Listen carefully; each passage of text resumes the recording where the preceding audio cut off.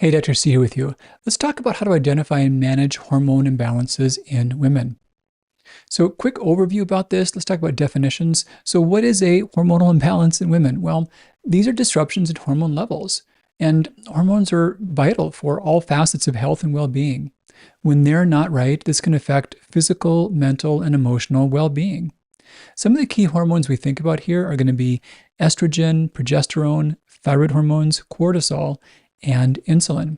Just to mention a quick resource, so the Hormone Healing Cookbook, one of my more recent books, this is an easy way you can identify when hormones are causing symptoms, which ones are likely to blame, and which foods can help the most with that. And that's a cool thing we'll talk about, is that foods can make a big difference. The first thing is trying to make sense of the nature, the real root causes of a hormone imbalance. And to do so, you want to think about the key symptoms. The top ones we see are going to be fatigue, weight gain, insomnia, hot flashes, and brain fog. When symptoms like this are present, it's important to make sense out of somebody's hormone levels. And that's where working with a good practitioner to test your labs is important. Thyroid, cortisol, ovarian hormones, and knowing that if these things are off in marked ways, there may also be a role for intervening, natural steps to help correct hormone imbalances. And thankfully, there's a lot we can do on our own. Here's some practical steps I'm going to share from the Hormone Healing Cookbook. Basically, what happens is that there are phytonutrients in plant foods. And these phytonutrients are things that they're not vitamins or minerals, and they're not amino acids or proteins or fats. They're things that help our bodies regulate. And specifically, they help our bodies regulate hormone metabolism. So if we include a wide range of phytonutrients, we can do a better job preventing hormone imbalances. And food is a real cornerstone. We'll talk more about that. It's important to think about this in conjunction with good overall healthy habits. Daily physical activity, good exercise, stress management techniques if appropriate. And along with abundance of good food, also avoiding diets that are highly restrictive, not getting too narrow, not getting too little food intake. So we think about the biggest symptoms that are relevant for hormone imbalances and how to manage them. Weight gain is one of the biggest.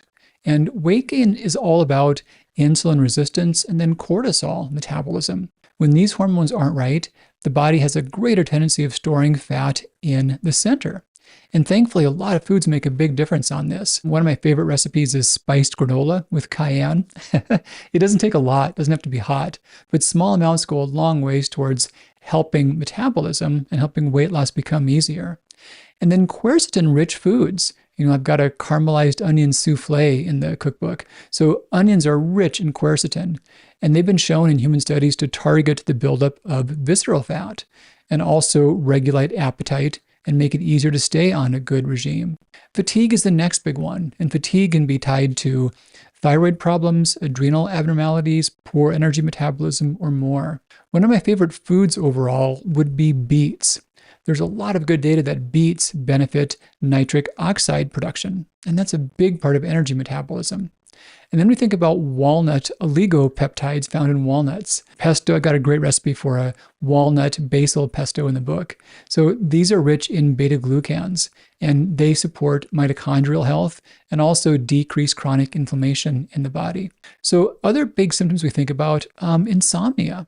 And there's a big cycle when cortisol and melatonin are out of balance, then sleep goes off and everything else falls apart as well.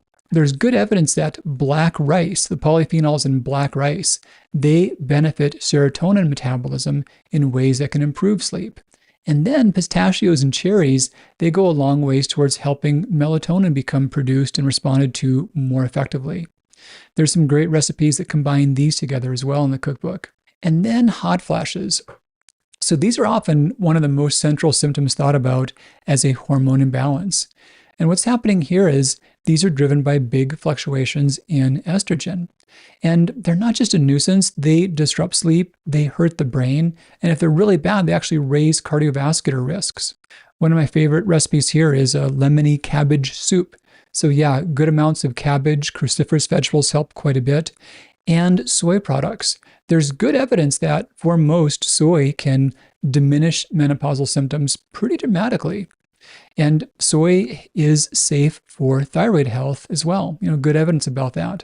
One thing we don't think about as much for those that have big hot flash or night sweat issues is the use of figs. But there's good evidence that both in terms of severity of hot flashes, but also atrophic vaginitis, that dietary figs can make a big difference behind that, and just a few a day can make a big difference. Another big one would be brain fog, so cognitive decline.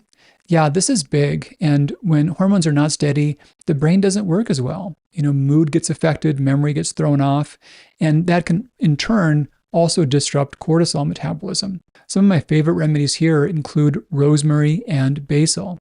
So good evidence that they help radically, and even more exciting, they can help in very short time frames. So rosemary, just smelling it, just inhaling it, that by itself can make a difference. That alone can benefit cognitive health in a matter of just seconds. Studies have shown this. So when are these things so bad that you need medical intervention?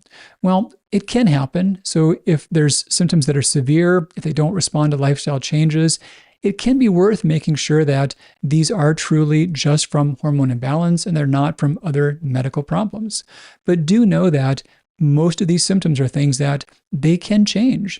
And simple additions of safe foods to the diet can make a big difference for most people. All right, Dr. C with you, wishing you the very best of health. Take great care. We'll talk again really soon.